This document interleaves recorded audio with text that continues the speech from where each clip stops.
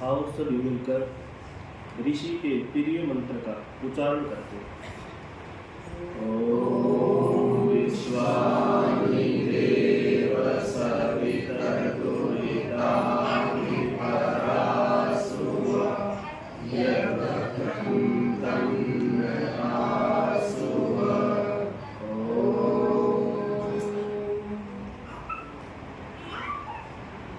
आज यहाँ पर साप्ताहिक यज्ञ किया गया, तो उस यज्ञ के यजकर्मा और यहाँ पर उपस्थित सभी आर्यगण, पदाधिकारीगण और मेरी मातृशक्ति, आप सभी को मेरी हाथ जोड़कर नमस्ते जी। मैं एक प्रश्न से शुरुआत करना चाहता हूँ आज के विषय को। अच्छा ये बताओ कि कोई भी प्राणी, कोई भी जीव और कोई भी मनुष्य है, उसकी सबसे जो मुख्य इच्छा होती है वो क्या होती है जीवन की? वो क्या होती है? सुख की प्राप्ति। हर जीव, छोटे से छोटा जीव लेके बड़े से बड़ा जीव, व्हेल मछली है और छोटी से छोटी चींटी है, वो भी क्या चाहती है? अपने जीवन में सुख चाहती है। यहाँ तक कि आज के विज्ञान के अनुसार बात करें तो इलेक्ट्रॉन, न्यूट्रॉन और प्रोटॉन, अगर इनकी विगणना गलत हो जाए तो वो अपना एक अंक दूसरे को दे देता है, वो भी अपनी वृद्धि करता है, कहीं घटोतरी करता है। किसके लिए? मात्र सुख के लिए। अच्छा, जब हर जीव, हर मनुष्य जब सुख चाहता है तो फिर क्या सुख मिल रहा है या नहीं मिल रहा? फिर भी दुख क्यों है? अच्छा ये बताओ, जब जीवन में दुख है तो इसका निवारण हो सकता है या नहीं हो सकता? दुख आया है तो निवारण भी अवश्य हो सकता है। अब निवारण कहाँ से हो, ये जानने का प्रयास करते हैं प्रश्न उत्तर की शैली में। अच्छा ये बताओ, मुझे अगर 100 रुपये की आवश्यकता है तो मैं किससे मांगूंगा? जिसके पास 100 रुपये है उससे मांगूंगा या जिसके पास नहीं है? जिसके पास नहीं है क्या वो दे पाएगा? नहीं दे पाएगा। अगर जिसके पास 100 रुपये है मैं उससे मांगूंगा तो मुझे दे पाएगा। इसी प्रकार हम एक मंत्र बोलते हैं, वाक्य बोलते हैं, तमेव माता च पिता तमेव, तमेव बंधु च सखा तमेव। माता पिता क्या है आप अच्छी तरह जानते हैं, बंधु क्या है, लेकिन आज का जो विषय है वो मित्र को लेकर है। ये सखा कौन है, कैसा होना चाहिए, हमें इसकी कैसे पहचान करनी चाहिए, ये विषय मेरा सबसे, जिसको मैं लाइक करता हूँ एक शब्द में, जो मेरा सबसे पसंदीदा है, क्योंकि मेरी आयु भी 20-22 वर्ष है। ये आयु क्या होती है? मित्रता में रहने वाली होती है। तो किस मित्र की पहचान करें कि ये हमारे लिए लाभकारी है या नहीं है? एक मंत्र से शुरुआत करते हैं। पाप निवार्यति योजयति हिताय, अर्थात जो पापों का निवारण करता हो, जो हमारे दुख आ गए हैं उन सब का क्या करने वाला हो? निवारण करने वाला हो, पापों से हमें दूर करने वाला हो। अगर मैं कोई भी पाप कर रहा हूं और अगर मेरा हित चाहने वाला वह मित्र है तो मुझे क्या करेगा? उन पापों से बचाएगा, दूर करेगा। एक कहानी के माध्यम से समझते हैं। मैं दैनिक संध्या करता हूं और एक आध बार क्या हो जाती है? छूट जाती है। तो मेरे मित्र को पता लग गया कि अंकित जी क्या करते हैं, एक आध बार लेट आदि होकर संध्या को छोड़ देते हैं। तो उसने क्या किया? आचार्य जी को बोल दिया कि आचार्य जी, अरे अंकित जी क्या करते हैं, एक आध बार संध्या को छोड़ देते हैं। और आचार्य जी ने मुझे ये कहा कि कोई बात नहीं, वैसे तो करते ही है, हर रोज तो करते हैं, सप्ताह में 6 दिन कर लेते हैं, अगर एक दिन छूट गई तो क्या गलत हो गया? अच्छा ये बताओ, ये ठीक है या गलत है? ये गलत है। और अगर आचार्य जी मुझे ये कहें कि भाई संध्या तो दैनिक करनी ही करनी है, अगर इसका निवारण चाहिए तो क्या करना है? कम से कम 21 बार या 101 बार गायत्री का भी जप करना है, विश्वानी मंत्र का भी जप करना है और आगे संध्या छोड़नी नहीं है। अगर ऐसा मित्र हमें मिलता है तो वो क्या करता है? हमारा पाप का निवारण करता है। योज हति हिताय, इसका अर्थ क्या है? हमारे हितों के लिए, जो हमारे लिए हित है, जो हमें लाभ देंगे, उनके लिए क्या करें? योजना बनाए। अब मान के चलो हम एक सिद्धांत समझते हैं सत्रों के माध्यम से। धर्म का जो मूल है वो क्या है? अर्थ है, अर्थात धन है। हमारे लिए मैं बेरोजगार हूं मान के चलते हैं, और परिवार किससे चलेगा? धन से चलेगा, संघर्ष से चलेगा, काम करने से चलेगा। और हमारे लिए योजना बनाए। एक तो ऐसा मित्र है कि हमें खेल आदि में ज्यादा व्यस्त करके, ताश आओ भाई, क्या करते हैं? ताश की बाजी लगाते हैं, क्या करेगा? पढ़कर, स्वाध्याय करके, काम करके। और एक ऐसा मित्र हमारे लिए योजना बनाए कि हमें जीवन में संघर्ष कैसे करना है। आपके गीतों के माध्यम से मुझे एक बड़े बूढ़े बुजुर्गों की एक बात याद आती है। वो हमें कहते रहते हैं कि आज के समय में हरियाणा की जो संस्कृति है वो सबसे चरम पर है। वो मुझे आज पता लग गया कैसे, क्योंकि हम जो गीत भी गाते हैं तो उसमें वेद की महिमा गाते हैं। गीत भजन में भी क्या करते हैं? हम कुछ सीखने और सिखाने का प्रयास करते हैं। तो ऐसा मित्र हो जो हमारी क्या करें? योजना बनाए। किसके लिए? हमारे हितों के लिए योजना बनाए। ऐसा ना हो कि हमें गलत कार्यों में लगा दे। इसलिए क्या करना चाहिए? जो पापों का निवारण करता हो और हमारे हितों के लिए क्या करता हो? योजना बनाता हो, ऐसा मित्र हमें अपने पास रखना चाहिए। उसके बाद क्या कहा है? उसके बाद कहा है गुहम च गुहति, अर्थात क्या है कि हमारे अंदर जो अवगुण है, दोष है, उनको क्या करता हो?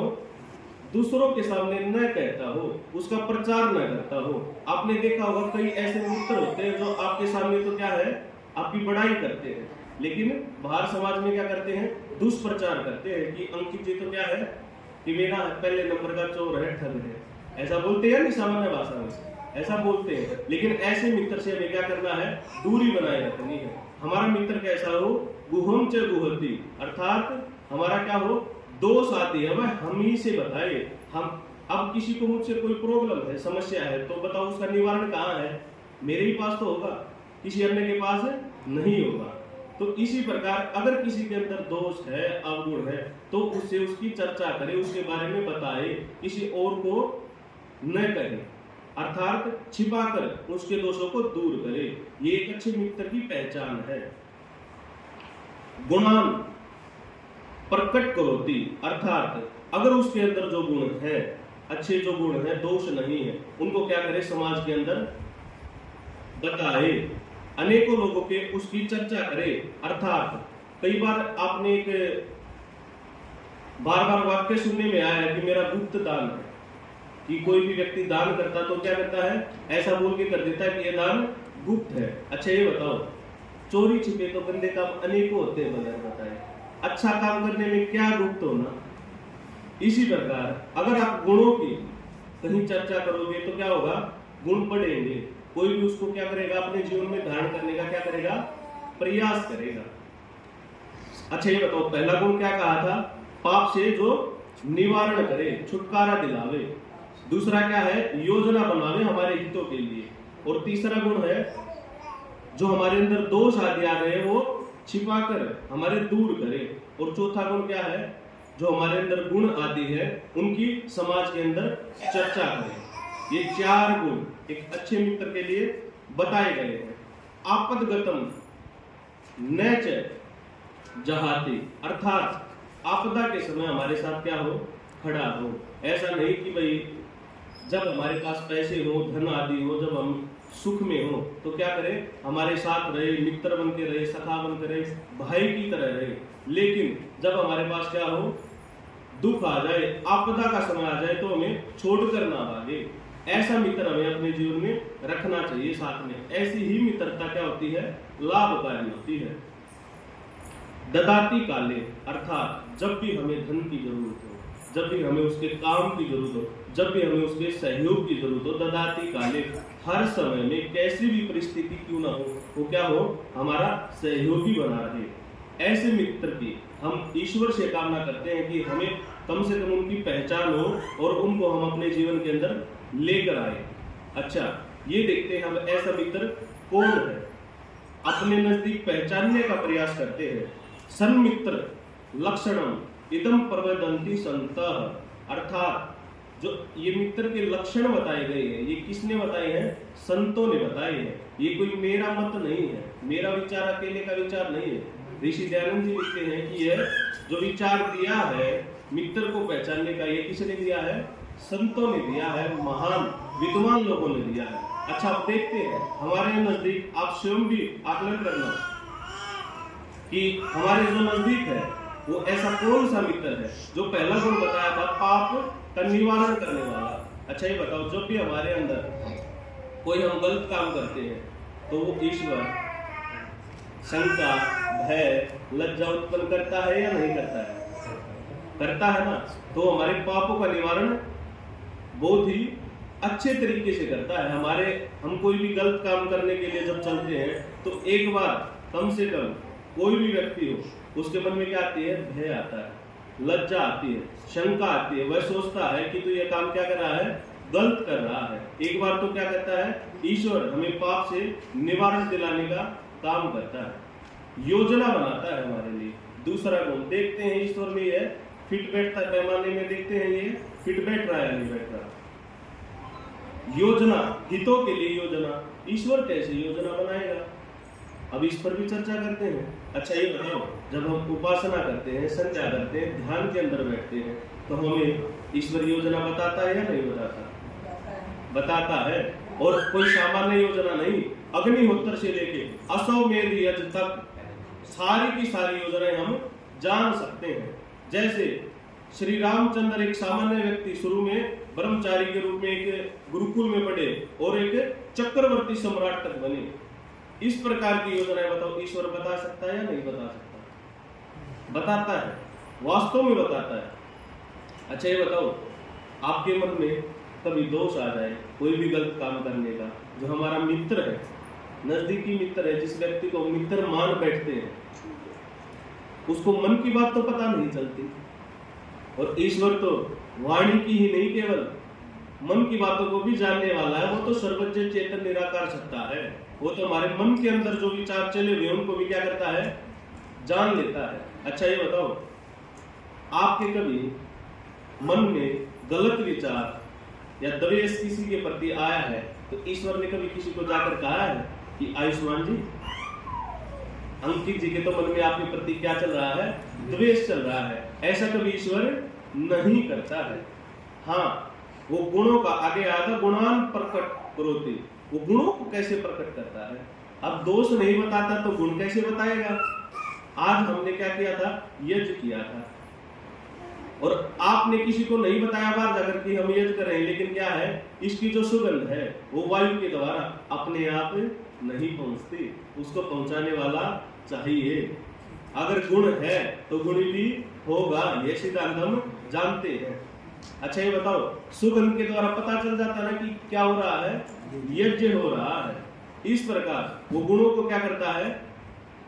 प्रकट करता है समाज के अंदर। अगला लक्षण, पांचवा लक्षण क्या आया है? आपदगतम, अर्थात आपदा के समय हमारे साथ क्या रहता है? खड़ा रहता है। आपदा के समय कैसे रहेगा?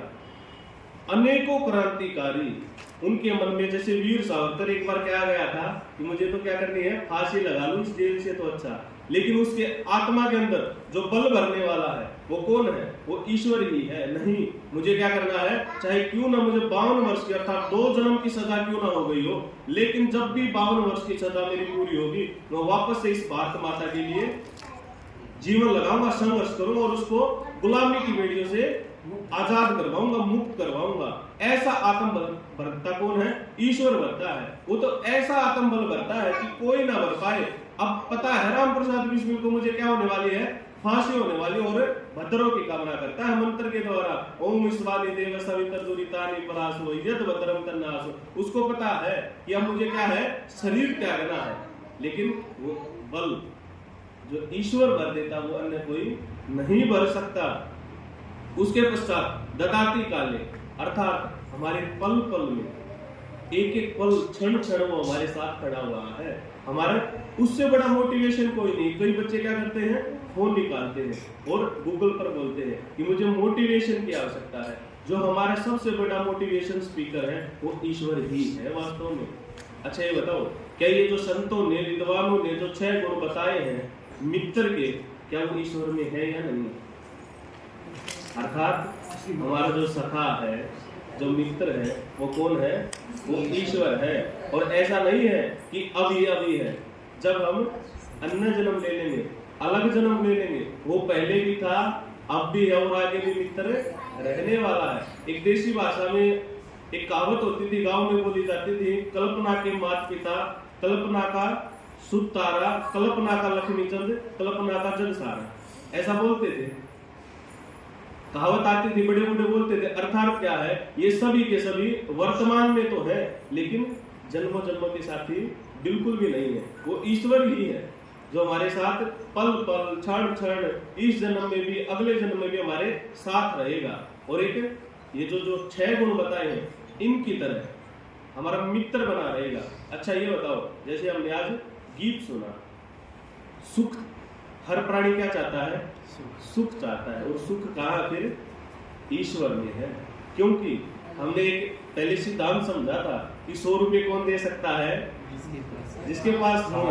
तो सुख अब कौन दे सकता है? जिसके पास सुख है। उसमें तो लेश मात्र भी, कण मात्र भी, इंच मात्र भी क्या है? दुख नहीं है। वो तो सच्चिदानंद स्वरूप है, वो तो सदा आनंद में रहने वाला है।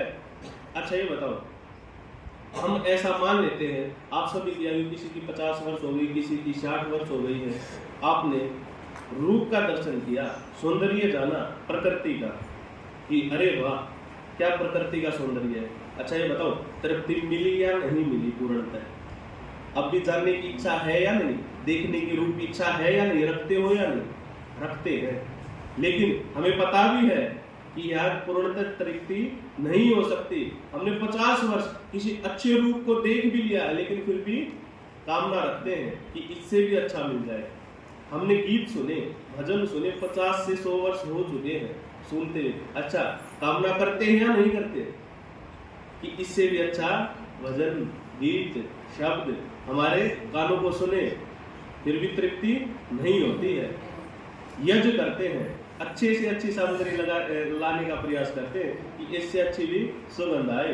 देसी घी, देसी गाय का घी लगाने का प्रयास करते हैं कि क्या अच्छी सुगंध आए। क्या तृप्ति हुई?